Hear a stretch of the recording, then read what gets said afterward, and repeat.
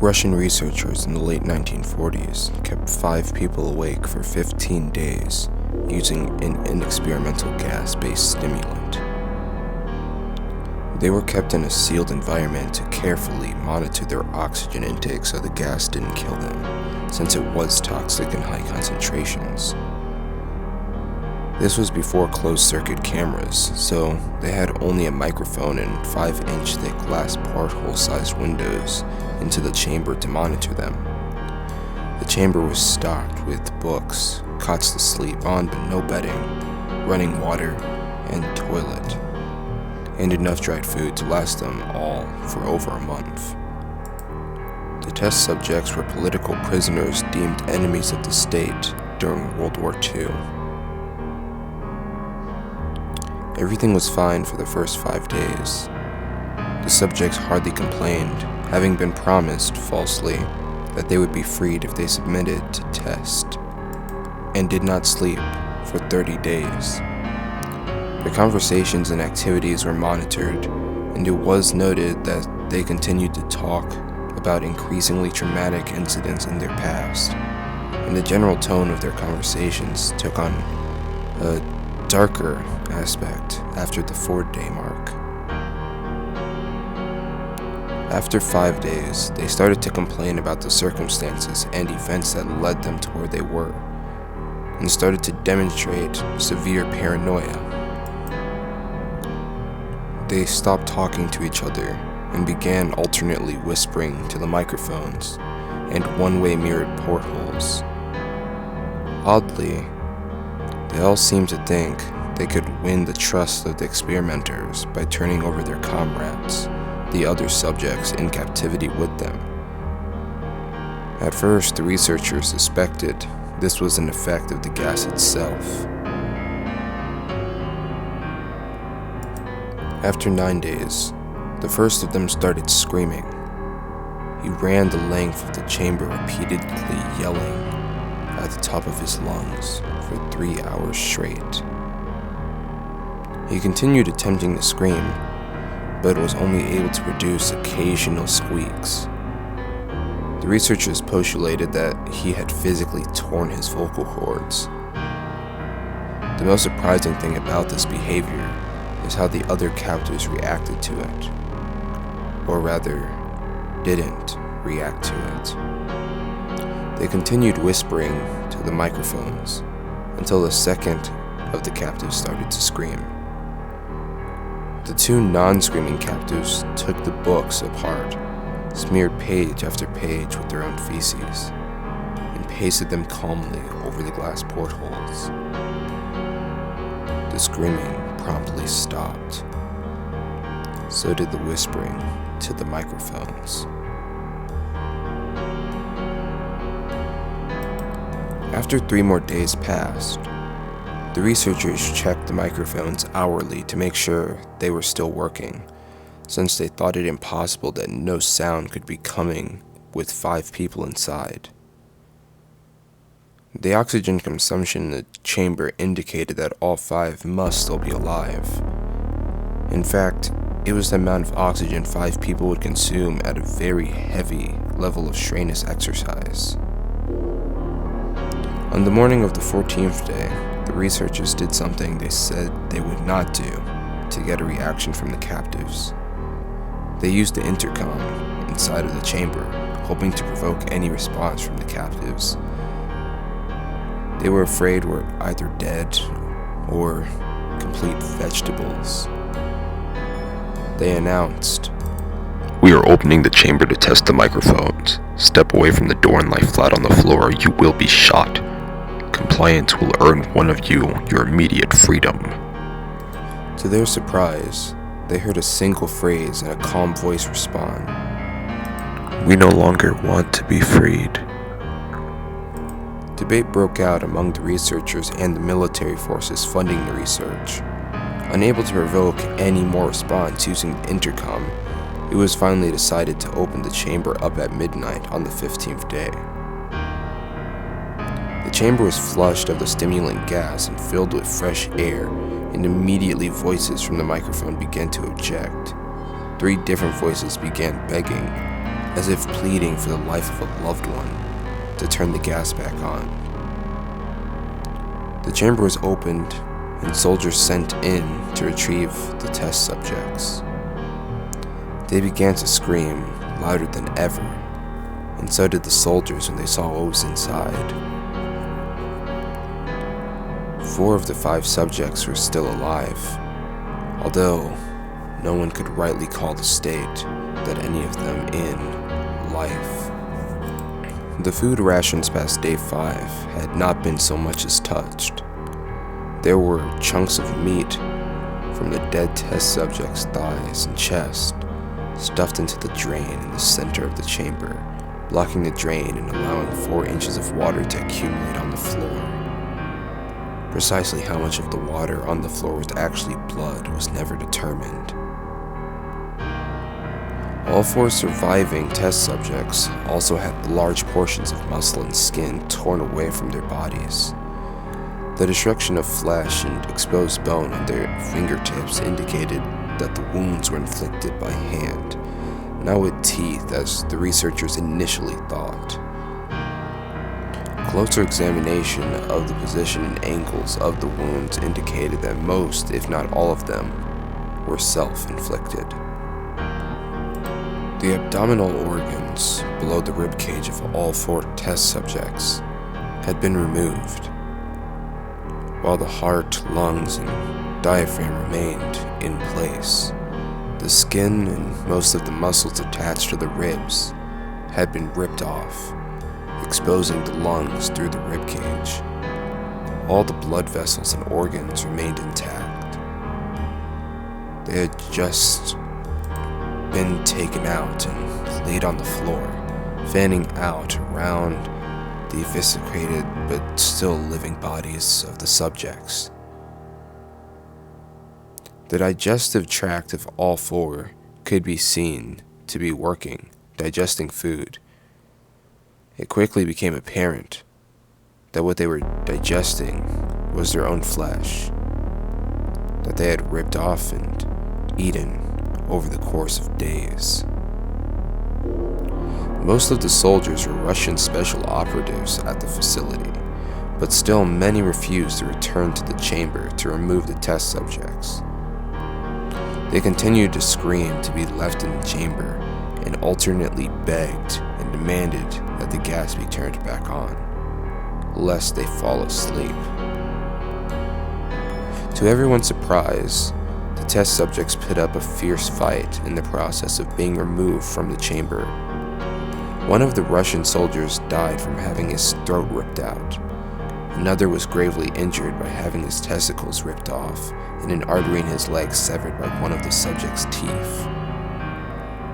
Another 5 of their soldiers lost their lives, if you count the ones that committed suicide in the weeks following the incident. In the struggle, one of the 4 living subjects had his spleen ruptured and he bled out almost immediately. The medical researchers attempted to sedate him, but this proved impossible. He was injected with more than 10 times the human dose of morphine, and still fought like a cornered animal, breaking the ribs and arms of one doctor.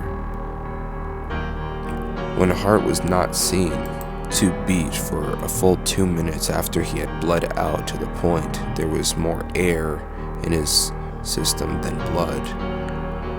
Even after it stopped, he continued to scream and flailed for another 3 minutes, struggling to attack anyone in reach and just repeating the word more, over and over, weaker and weaker, until he finally fell silent. The surviving 3 test subjects were heavily restrained and moved to a medical facility. The 2 with intact vocal cords continuously begging for the gas, demanding to be kept awake.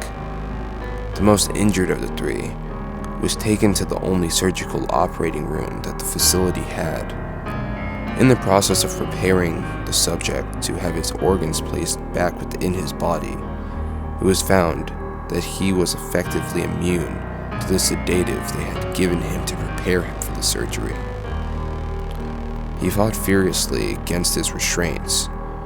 When the anesthetic gas was brought out to pit him under, he managed to tear most of the way through a 4-inch wide leather strap on his wrist, even through the weight of a 200-pound soldier holding that wrist as well.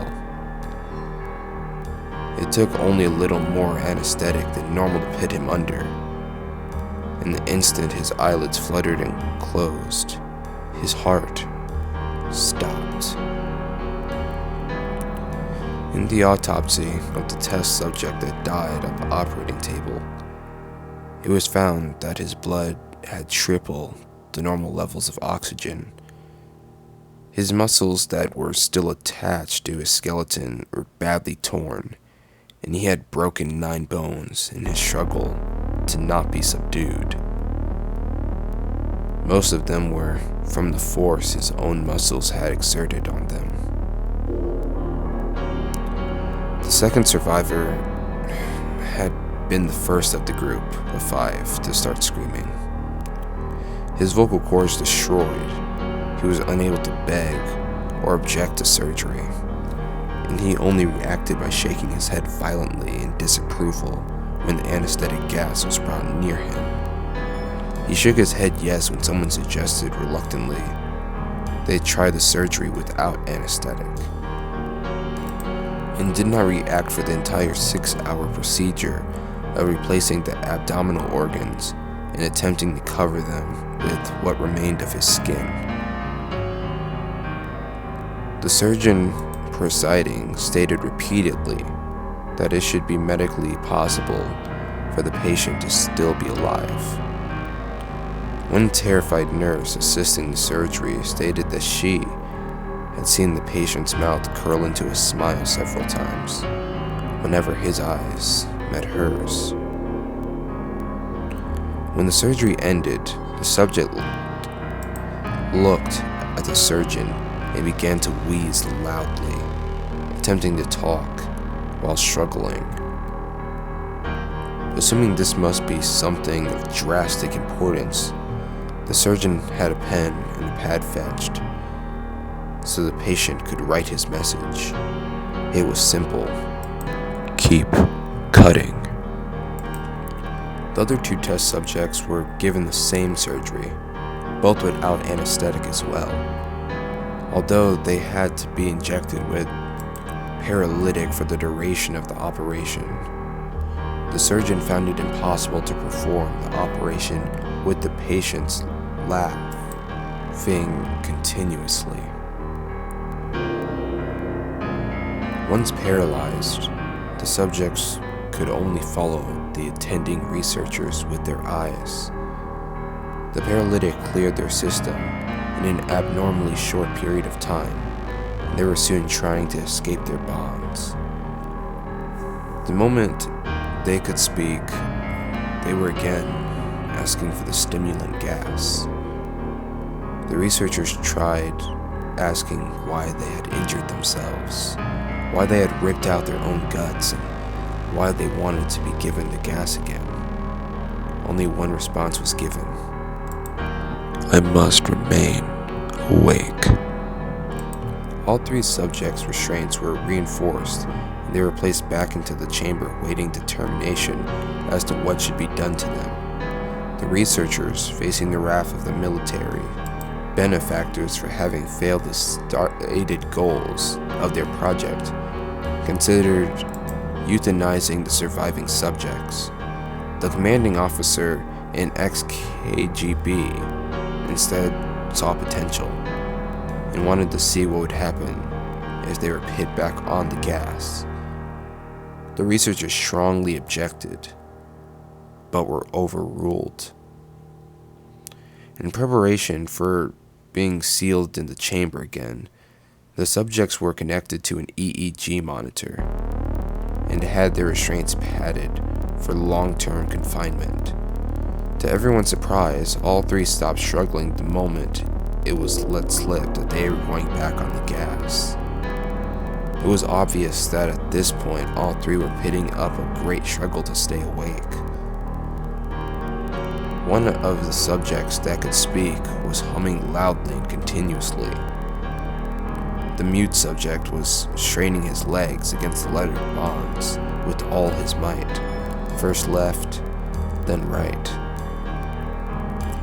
then left again, for something to focus on. The remaining subject was holding his head off his pillow and blinking rapidly. Having been the first to be wired for EEG, most of the researchers were monitoring his brain waves in surprise. They were normal most of the time, but sometimes flatlined inexplicably. It looked as if he were repeatedly suffering brain death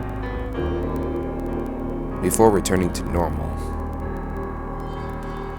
As they focused on papers scrolling out of the brainwaves monitor, only one nurse saw his eyes slip shut at the same moment his head hit the pillow. His brainwaves immediately changed to that of a deep sleep, then flatlined for the last time as his heart simultaneously stopped. The only remaining subject that could speak started screaming to be sealed in now. His brainwaves showed the same flat lines as one who had just died from falling asleep. The commander gave the order to seal the chamber with both subjects inside, as well as 3 researchers. One of the named 3 immediately drew his gun and shot the commander point blank between the eyes, then turned the gun on the mute subject and blew his brains out as well. He pointed his gun at the remaining subject, still restrained to a bed, as the remaining members of the medical and research team fled the room. I won't be locked in here with these things. Not with you. He screamed at the man strapped to the table. What are you? He demanded. I must know. The subject smiled. Have you forgotten so easily? The subject asked. We are you. We are the madness that lurks within you all, begging to be free at every moment in your deepest animal mind. We are what you hide from in your beds every night. We are what you sedate into silence and perilous when you go to the nocturnal haven where we cannot tread. The researcher paused, then aimed at the subject's heart and fired. The EEG flatlined as the subject weakly choked out. So